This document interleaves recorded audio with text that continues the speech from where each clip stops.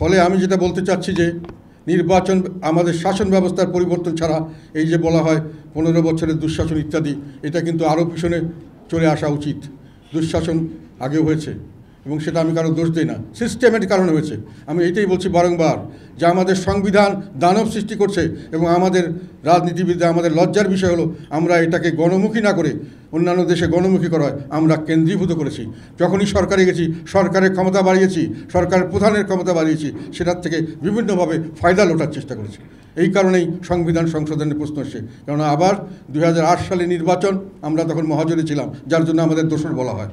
তখন আমরা মহাজোটে থাকাটা কি অযৌক্তিক ছিল? না, আমি কাউকে বলতে বলিনি, এটা আমি চিন্তা করতে বলেছি। কারণ তখন তো আমরা আন্দোলন করেছিলাম একটা বিষয়। পরবর্তীকালে আমরা সেখানে সেই মহাজোটে গিয়ে যে 2008 সালের অত্যন্ত সুষ্ঠু নির্বাচন হয়েছে, অবাধ, সুষ্ঠু এবং অন্তর্ভুক্তমূলক, সবাই অংশগ্রহণ করেছে, সেখানে কিন্তু আওয়ামী লীগ এককভাবে সংখ্যাগরিষ্ঠ পেয়েছে বিপুলভাবে, আমাদের ছাড়াই। আমরাও কিন্তু 27টা বা সবসাথে মিলে 27টা 300 আসন পেয়েছিলাম। বিএনপি পেয়েছিল 29টা আসন, আমাদের কাছাকাছি ছিল। একেবারে অবাধ সুষ্ঠু নির্বাচন। দোসর বলা হয়, আমি আবার বলছিলাম, আমি ছিলাম একমাত্র মহাজোটের মন্ত্রী সেই আমাদের দলের তরফ থেকে। আমি শেখ হাসিনার কোনো নির্দেশ যেটা আমি মনে করেছি জনকল্যাণমূলক নয়, জনস্বার্থে নয়, সেটা আমি করিনি। এবং এই কারণে আমি একবার রেজিগনেশন পর্যন্ত দিতে গিয়েছিলাম। আমার রেজিগনেশন অ্যাকসেপ্ট না করে ইনকোয়ারি করে আমার কথাটা মেনে নেওয়া হয়েছে, যার জন্য আমি রেজিগনেশন দিইনি। সেই জায়গায় বলছি আমরা কোনো সময় অবৈধ কোনো কাজে কোনো সরকারের সঙ্গে থাকার সময় আমরা তাকে সমর্থন করি নাই। তো এরপরে সেই সরকার, সেটাও ছিল সম্পূর্ণ নির্বাচিত সরকার, অবৈধ সরকার নয়, নির্বাচিত শুধু নয়, এথিক্যালি এবং আইনগতভাবেও এটা একটা সঠিক সরকার ছিল। কিন্তু তারপরে তারা যেটা করেছে সেটা হয়তো ভালো করেনি বা ভালো করেছে, সেটা আমি যেটা বললাম, সংবিধান থাকাতে তারা সংবিধানকে সংশোধন করে তত্ত্বাবধায়ক সরকার ব্যবস্থা উঠিয়ে দিয়েছে। পরবর্তীকালে অনেক কিছু বেসিক রাইটস কার্টেল করা হয়েছে, অনেকখানি জনগণের অনেক কিছুতে সংবিধানের 1/3 পর্যন্ত 15th অ্যামেন্ডমেন্ট করে তাকে কোনো সময় পরিবর্তন করা যাবে না, এই ব্যবস্থা করা হয়েছে, যেগুলি যুক্তিসঙ্গত কিছু নয়। ফলে যেখানে প্রশ্ন আসলো, সেই কারণেই প্রশ্ন এসেছে যে আমরা শুধু একটি সুষ্ঠু নির্বাচন নিয়েই সন্তুষ্ট থাকলে চলবে না, আমাদের একটি সাংগঠনিক কাঠামো, আমাদের একটি সাংবিধানিক কাঠামোতে একটি সংস্কার করতে হবে, যার মাধ্যমে আমাদের গভর্নিং সিস্টেম, শাসন পদ্ধতিতে কিছু পরিবর্তন হয়।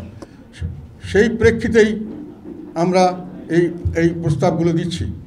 আমরা কী কী ডিফেক্টস আছে বলে আমরা মনে করছি সেগুলো আমরা দিচ্ছি।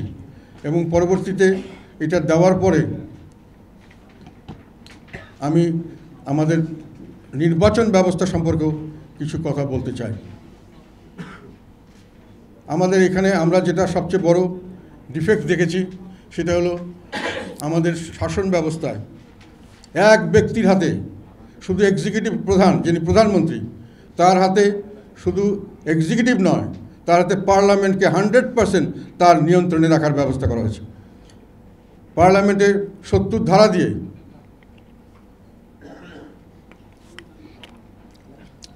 ধারা দিয়ে দলীয় নেতাদের অন্য কোনোভাবেই দলের সমর্থনের বাইরে, দলেরকে সমর্থন ছাড়া অন্য কোনোভাবে ভোট দেওয়ার কোনো অধিকার দেওয়া হয় নাই। যে সরকার গঠন করে তারা সবসময় সংখ্যাগরিষ্ঠতার ভিত্তিতে সরকার গঠিত হয়। সংসদের যে কোনো প্রস্তাব পাশ করার জন্য সংখ্যাগরিষ্ঠই যথেষ্ট। শুধু সংবিধান পাশ করার জন্য, সংবিধানের কোনো অ্যামেন্ডমেন্ট পাশ করার জন্য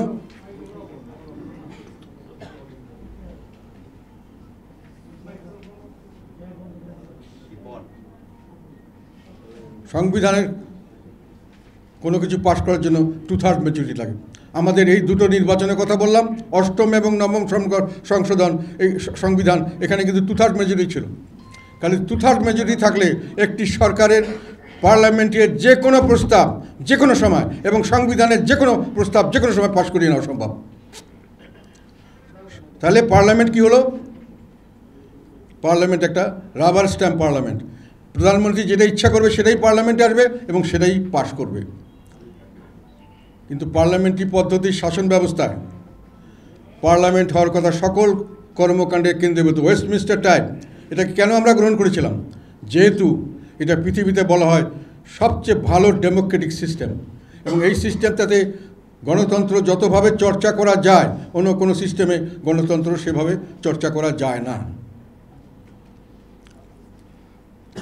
কাজেই এখানে উইনস্টন চার্চিল একবার ব্রিটিশের পার্লামেন্ট সম্পর্কে বলেছিলেন যে এই পার্লামেন্টে শুধু মহিলাকে পুরুষ এবং পুরুষকে মহিলা ছাড়া সব কিছু করা যায়, কিন্তু আমরা কি করেছি, পার্লামেন্টে কিছুই করা যায় না।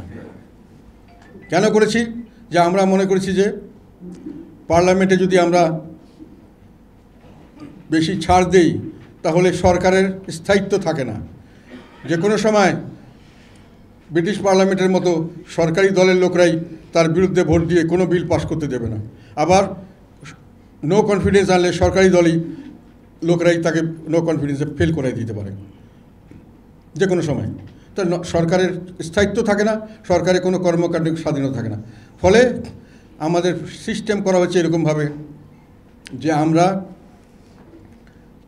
সরকারকে নির্বিঘ্নে চালাতে দেব, কিন্তু এটা করতে গিয়ে পার্লামেন্টারি সিস্টেমের যেটা মূল স্পিরিট, যে পার্মানেন্ট সকল কাণ্ডের কেন্দ্রবিন্দু হবে, সেটাকে আমরা ধ্বংস করে দিয়েছি।